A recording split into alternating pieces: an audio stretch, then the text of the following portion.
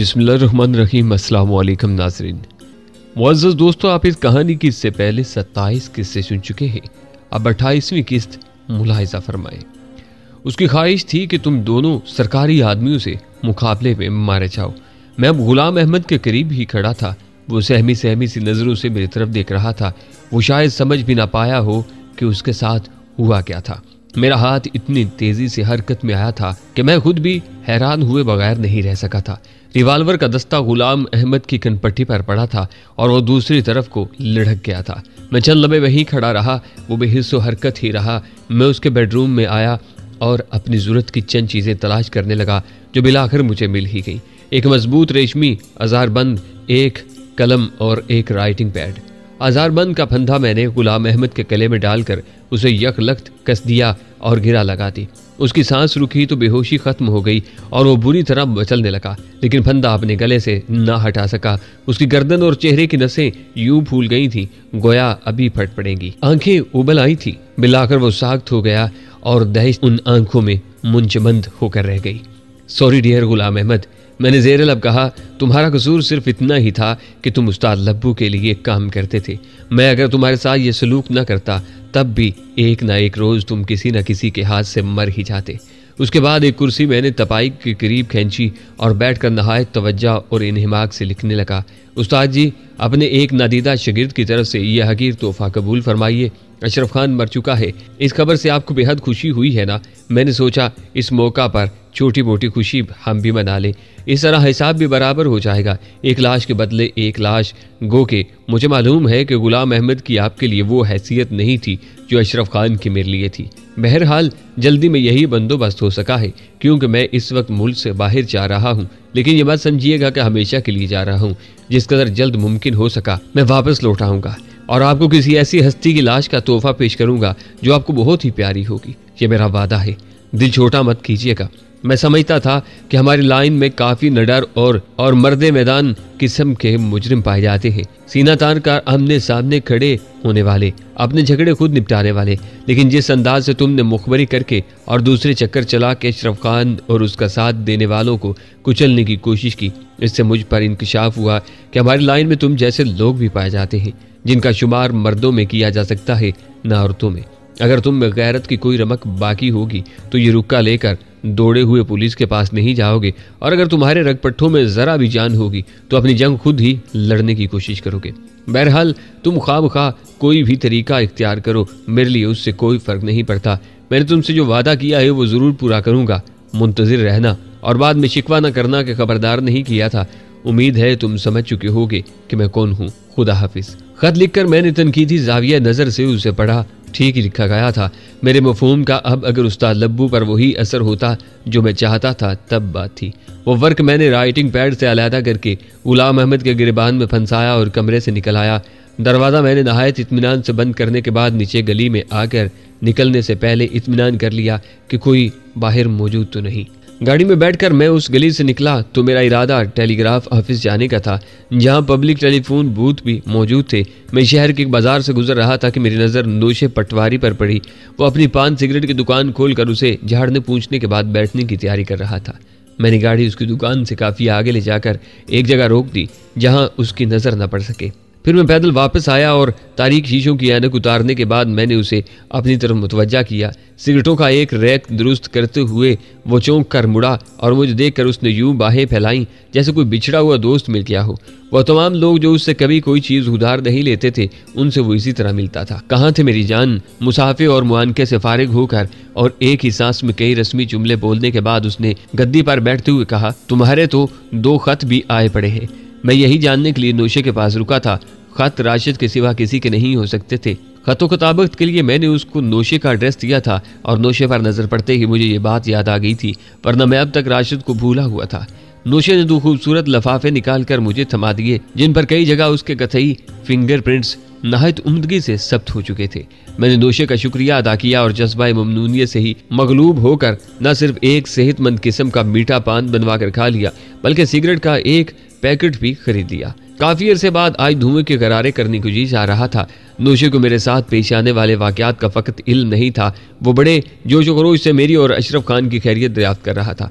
वो वक्त याद करके मेरे दिल में एक ठेस सी उठी जब मैं और अशरफ खान इकट्ठे इस दुकान पर आया करते थे। मैंने गपशप के अंदाज में नौशे को बताया कि अशरफ खान मुल्क से बाहर चला गया है और अब मैं भी जा रहा हूँ। फिलहाल ये तय नहीं हुआ कि मुस्तकिल कयाम कहाँ होगा। खैर, जब भी कहीं सेटल हो जाओ खत जरूर लिखना। अफजल जानी, उसने कदरे मुल्तिजाना से अंदाज में ताकीद की।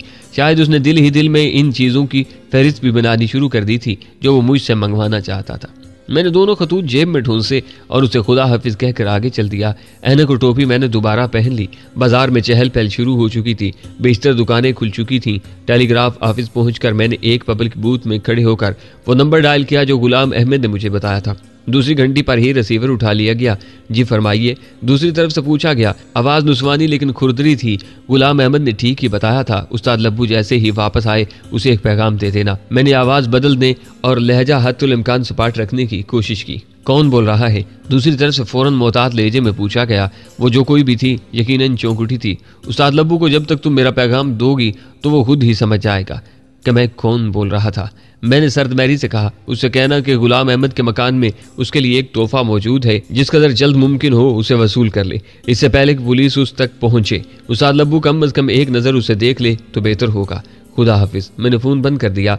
मुझे जहां भी रुकना होता था गाड़ी एहतियातन उस जगह से काफ़ी दूर खड़ी करता था। मैं गाड़ी तक पैदल ही पहुंचा और मजीद एक लम्हा ज़ाया किए बगैर हाईवे की तरफ चल दिया। मैं लाहौर वापस पहुंचा तो दिन के 2 बज रहे थे। मुझे अपने अंदाजे से ज्यादा देर हो गई थी और मैं खासा थक चुका था। घर पहुंचा तो फोन की घंटी बज रही थी।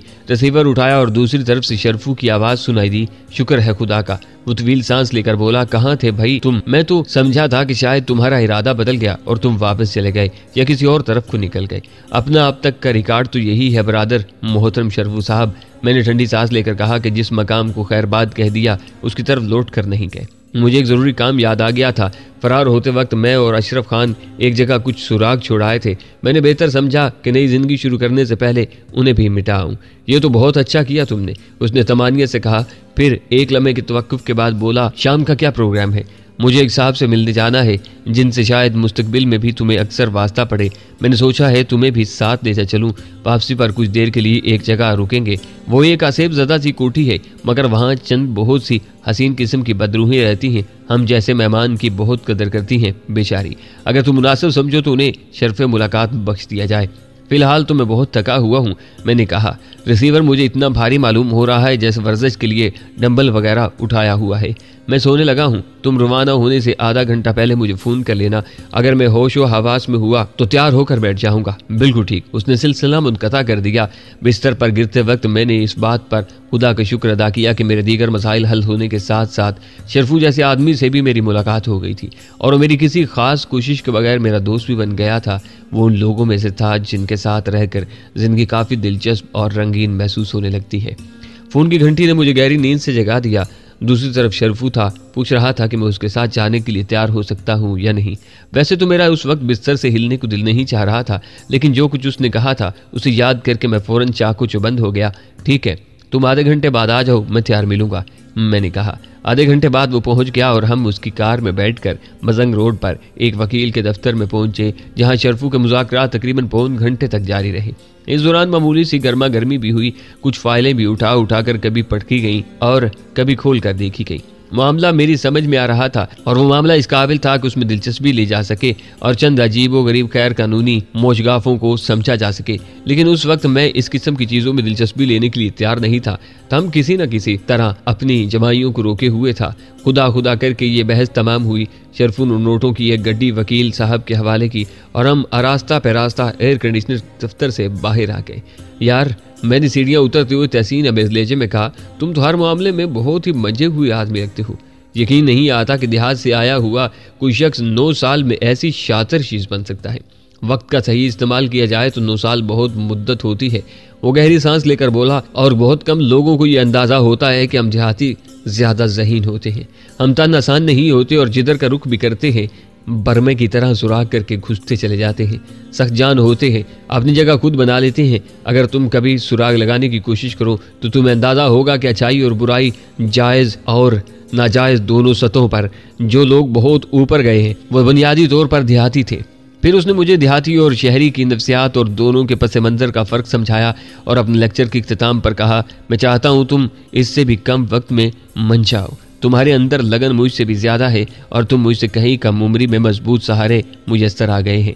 तुम्हारी उम्र में मैं 100-150 की नौकरी ढूंढता फिरता था, दफ्तरों से मुझे धक्के देकर निकाला जाता था। मैं चाहता हूं कि तुम कम से कम वक्त ज़ाया करो और मेरे तजुर्बात से इस्तेफादा करो। मुझे तुम एक छोटे भाई की तरह अच्छे लगने लगे हो। गो कि मैं अपने छोटे भाई को कभी इस लाइन में डालना पसंद नहीं करूंगा जिसमें हम पढ़ गए हैं, लेकिन अब पढ़ ही गए हैं तो कम अज कम तुम जिंदगी से अपने शयान शान खराज वसूल कर सको। बातों के दौरान हम समन आबाद पहुंच चुके थे। शरफू ने एक छोटी सी कोठी के पोर्च में गाड़ी रोकी। उस कोठी पर गालबन कई बरस पहले पीला पेंट किया गया था जो अब जगह जगह से उखड़ रहा था और मटियाला सा हो चुका था, मगर अब भी आंखों को चुभता था। कोठी किसी की रहाइश गाह के बजाय PWD का दफ्तर मालूम होती थी। शरफू ने काल बल बजाई। सावले से एक लड़के ने दरवाजा इस हद तक खोला कि हमारी शक्लें देख सके। दरवाजे में जंजीर लगी हुई थी। अरे शरफू दादा हैं। वो मुस्कुराया। वो यकीनन बंगाली था और खानसामा मालूम होता था। उसके लिबास पर एप्रन बंधा हुआ था। उसने दरवाजे की जंजीर हटा दी और हम अंदर चले गए। बाएं हाथ पर एक माकूल किस्म का ड्राइंग रूम था।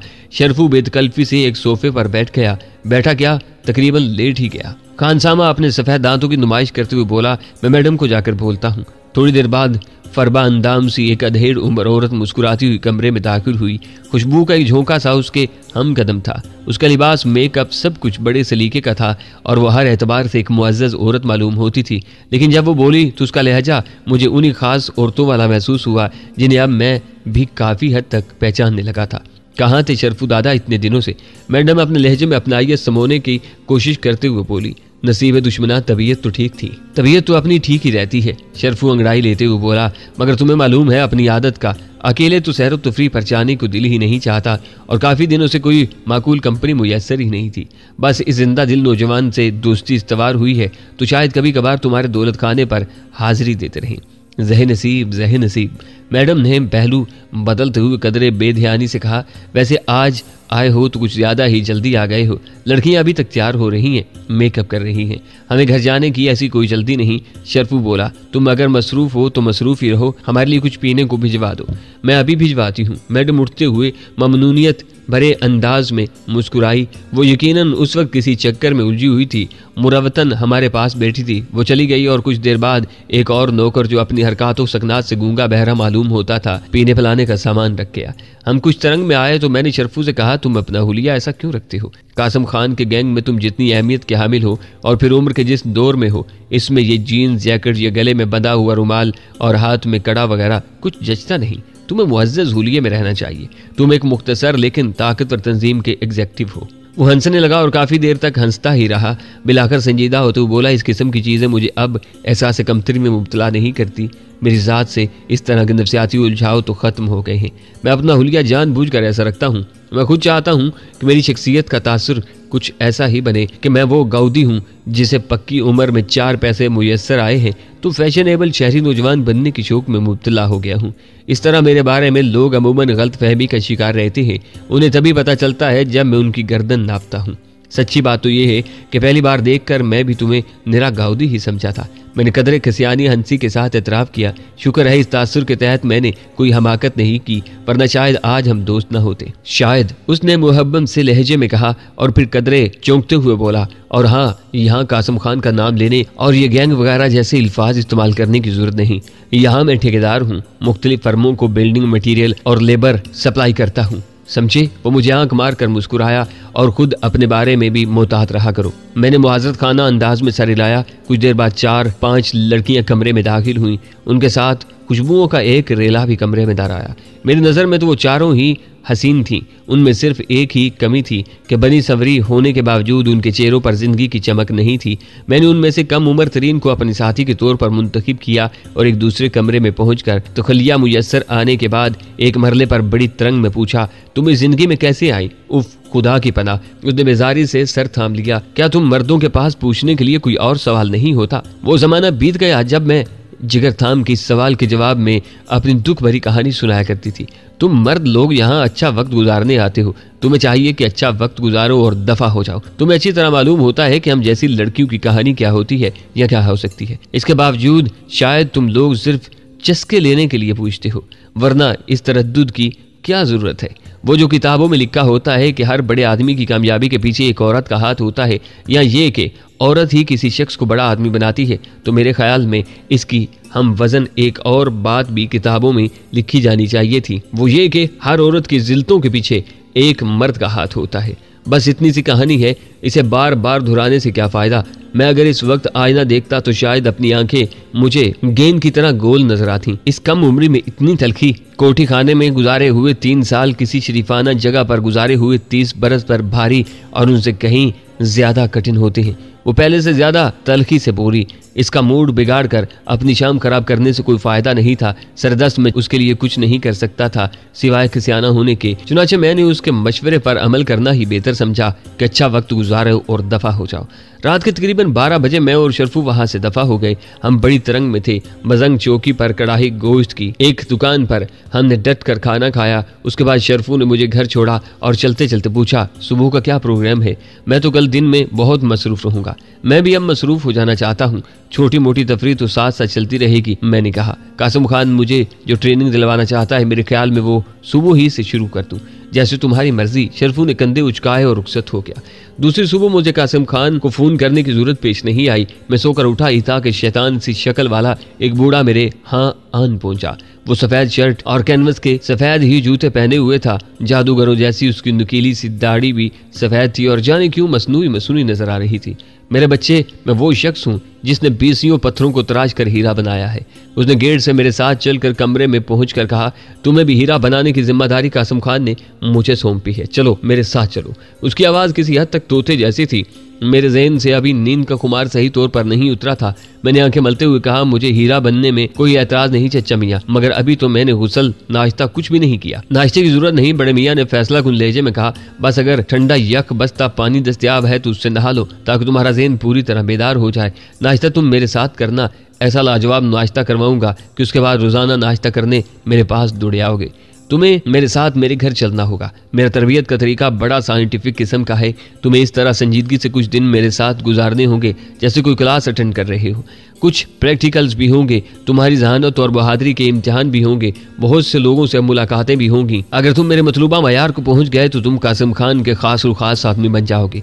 मैं तैयार होकर उसके साथ निकला और उसके बाद तकरीबन 20 दिन के दौरान मुझे 2 या 3 मरतबा घर आने का मौका मिला। मेरी ट्रेनिंग कुछ ज्यादा ही तूल खींच गई थी। उस दौरान मुझे 2 पड़ोसी मुल्कों की सरहदों पर वो महफूज मकामात भी दिखाए गए जिससे कासिम खान का माल आता और जाता था। आजमाइशी तौर पर एक खेप मेरी निगरानी में भी मंगवाई गई थी। मैं और अशरफ खान तो जान की बाजी लगाकर काम करते रहते थे। हमारी खेप बहुत छोटी होती थी और खतरात बहुत ज्यादा। उसके मुकाबले में मुझे तो कासिम खान का काम कम खतरनाक लगा था, हालांकि उसमें माल की नकलो हरकत बड़े पैमाने पर थी। मुझे काम पहले की निस्बत आसान लग रहा था और कासिम खान मेरी कारकर्दगी पर फूला नहीं समा रहा था। वो बुजुर्गवार जिन्होंने कुछ दिन के लिए मेरे कोच के फराइज अंजाम दिए थे, उन्हें सही तौर पर मालूम नहीं था कि मैं कहाँ धक्के खाता रहा हूँ और कैसे कैसे हालात में अपनी बका की जंग लड़ता रहा हूँ। इसलिए वो मेरी तमाम तर कारकर्दगी का सहरा अपने ही सर बांधते रहते थे कि ये सब कुछ उनकी तरबियत का नतीजा था और ये कि मैं बेहद होनहार शागिर्द था। उन्होंने अपनी जिंदगी में किसी शागिर्द को इतनी जल्दी ट्रेंड होते नहीं देखा था। इस दौरान मेरा पासपोर्ट भी बनवा दिया गया था।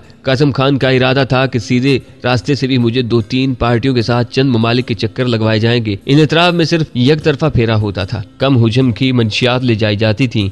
कासिम खान का ख्याल था कि अगर मैंने इस साइड पर भी अच्छी कारकर्दगी का मुजाहिरा किया तो उसका बड़ा मसला हल हो जाएगा, लेकिन ये नौबत आने की उसे कम ही उम्मीद थी। खुफिया सरहदी रास्तों से ही माल लाने जाने का काम अच्छा खासा ज्यादा था। किसी और तरफ तवज्जो देना मेरे लिए मुश्किल था। कासिम खान के पास काबिल एतमाद आदमियों की कमी थी। उसके बावजूद वो मुझ पर बहुत ज्यादा बोझ नहीं डालना चाहता था। उसका ख्याल था कि काम के दौरान मुझे माकूलों के लिए ऐशो आराम भी मुयस्सर रहना चाहिए, वरना मेरे असाबी तौर पर कमजोर पड़ने का खतरा भी पैदा हो सकता है। कासिम खान का इम्पोर्ट एक्सपोर्ट का छोटा सा जायज कारोबार भी था। वो अपने इसी दफ्तर में बैठता था जहाँ से ये बिजनेस डील किया जाता था। वो खेलों का सामान बाहर बेचता था और उसका दफ्तर नहाई शानदार था।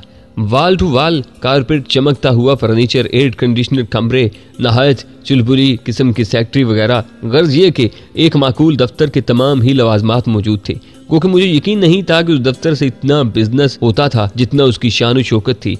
उस दफ्तर के एक कमरे में अपनी कुर्सी के अकब में एक दीवार गिर शोकेस में एक आध रैकेट, एक गेंद और खेलों की 2-3 और चीजें सजाए कासिम खान बैठा होता था।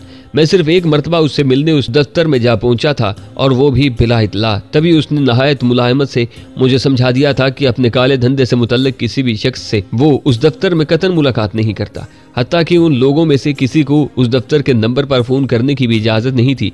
अगर कोई इमरजेंसी होती थी तो फ़ोन पर उससे सिर्फ इतना कहा जाता था कि वो 2 नंबर पहुंच जाए और वो मॉडल टाउन वाली कोठी पर आ जाता था। काले धंधे से मुतल्लिक तमाम मामलात तय करने का वक्त रात 9 बजे के बाद शुरू होता था और इस सिलसिले में तमाम मुलाकातें उसके घर पर स्टडी में होती थीं और उन तमाम मुलाकातों के दौरान उसकी बीवी मौजूद रहती थी। मालूम नहीं वो खामोश, तबाह और घरेलू किस्म की खातून इतनी तकलीफ क्यों उठाती थी, या शायद कासम खान को ही उसे साथ बिठाए रखने का शौक था। हर किस्म की मीटिंग या कार्रवाई के दौरान वो खामोश और लाताल्लुक सी बैठी रहती थी। तकरीबन 20 दिन के तरबीती कोर्स के बाद मुझे चंद दिन आराम करने का मौका मिला। शरफू की हमराही में 2-3 शामें हसीन अंदाज में भी गुजरी। घर में नौकर आ गया था, इसलिए अब घर में भी कुछ दिल लगने लगा था।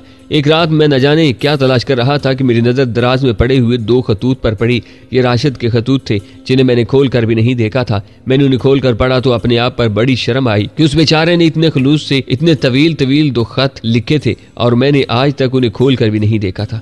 खतों में वैसे तो कोई खास बात नहीं थी, लेकिन हर जुमला राशिद के खुलूस और अपनायत का मजहर था। उसने यही लिखा था कि वो खैर आफियत से अपने घर पहुंचा तो उसके वालिदैन की खुशी के बारे क्या हालत हुई और ये कि मेरे बारे में जानने के बाद उसके वालिदैन मुझसे मिलने के किस कदर मुश्ताक थे। उसने दोनों खतों में मुझे कराची आने की दावत दी थी और कई बार उसका आदा किया था। पहली बार किसी ने इस कदर मासूमाना खुलूस के साथ मुझे खत लिखा था। मैं मुस्कुराए बगैर न रह सका। उस वक्त मैं फारिग था और मुझे कोई मसरूफियत भी सूझ नहीं रही थी। मैं उसी वक्त उसे जवाब लिखने बैठ गया। मैंने ताखीर से खत लिखने पर मुआज़रत की और लिखा, मैंने लाहौर मुंतकिल होकर अपना ज़ाती कारोबार शुरू कर दिया है। इन्हीं मसरूफियात की वजह से मैं खत नहीं लिख सका था और ये कि आइंदा वो मुझे लाहौर ही के एड्रेस पर खत लिखा करे। मैंने ये भी लिखा कि जैसे ही मौका मिला मैं उसके यहाँ ज़रूर आऊँगा। मुझे खुद भी उसके अहल खाना से मिलने का शौक़ है, हालांकि ऐसा कतन नहीं था। बहरहाल इस कदर खुलूस के जवाब में मुझे कुछ तो लिखना था। उस खत का जवाब आने तक मैं काफ़ी मसरूफ़ हो गया। सरहद पार के 2 फेरे लगे, बड़ी मसरूफ़ रातें गुजरी और दोनों ही फेरे नहायत पुरखतर साबित हुए। एक फेरे में किसी पार्टी ने हमारा माल हाईजैक करने की कोशिश की और दूसरे फेरे में किसी की मुखबरी के बायस रेंजर के हाथों में और मेरे 2 साथी मरते मरते बचे। बहरहाल दोनों चक्रों में मैं माल समेत आफियत से पहुंच गया था। कासम खान अब तो मेरी कारकर्दगी से बहुत ही खुश था। मेरे कमीशन की रकम मेरे हवाले करते हुए उसने कहा, आज रात तुम मेरे अकाउंटेंट से उसके घर पर मिल लेना, वो तुम्हें समझा देगा कि तुम किस तरह से अकाउंट खुलवाओगे और कितनी रकम को किस तरीके से इस्तेमाल करोगे और बाकी रकम कहाँ रखोगे। जाहिर है ये रकम इतनी ही तो नहीं रहेगी, बढ़ती जाएगी और रकम बढ़ने के साथ साथ मसाइल भी बढ़ेंगे। बेहतर है कि शुरू से ही तरीके से चलो। मैंने उसके मशवरे पर अमल किया। उसके बाद चंद दिन फुर्सत रही। इस दौरान मैंने राशिद के तीसरे खत का भी मुख्तसर सा जवाब तहरीर कर दिया। हमारी अगली खेप मुल्क से बाहर जानी थी। हम उसकी तैयारियों में मसरूफ थे कि कासम खान को इत्तला मिली कि गवर्नर की हदायत पर स्मगलिंग के खिलाफ एक खसूसी मुहिम शुरू की जा रही है, जिसमें बिला इम्तियाज हर स्मगलर और उसकी पुष्ट पनाही करने वालों को रगड़ दिया जाएगा।